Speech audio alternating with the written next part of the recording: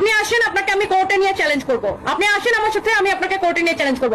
এই ড্রেসের production cost কত থেকে শুরু করে সবকিছু আপনাকে আমি পাই টু পাই বুঝাই দিব। ডিয়ার ডার্লিং, এটা আমার নিজস্ব প্রোডাকশনের ড্রেস। আসেন, আপনাকে আমি হাই কোর্টে নিয়ে বুঝাই দিব। ওকে, কালকেও আপনার মতো আরেক অশিক্ষিত মহিলা, মানে I am sorry to say, কালকে এরকম স্কিন প্রিন্ট নিয়ে একটা কমপ্লেন করছিল, বুঝছেন? তারপরে সে নিজেই বুঝে না যে স্কিন প্রিন্ট কি। স্কিন প্রিন্ট কি যদি সে না বুঝে, তার উচিত ছিল গুগলে সার্চ করে স্কিন প্রিন্ট কাকে বলে সেটা জেনে নেওয়া উচিত। হ্যাঁ, বলে হ্যাঁ স্কিন প্রিন্ট এরকম আলগা রং, কেন? স্কিন প্রিন্ট রংটা আলাদাই বসবে। তো কেউ যদি না বুঝে সেটা তার নিতান্ত মূর্খতা, বুঝেন নাই? আর আমাদের এটা আমাদের নিজস্ব প্রোডাকশন অ্যাড্রেস। ওকে, আপনি যদি আপনার কি যেন বলছেন, খালি বিক্রেতারাই আইনের আউট, মানে যত আইন শুধু বিক্রেতাদের জন্য। হ্যাঁ, আর আপনাদের মতো কিছু ফ্রড ক্রেতা আছে যারা আজই রেকামে আমাদের মতো বিক্রেতাদেরকে বা আমাদের মতো ব্যবসায়ীদেরকে আজই রেকামে হ্যারাসমেন্ট করতে আসেন।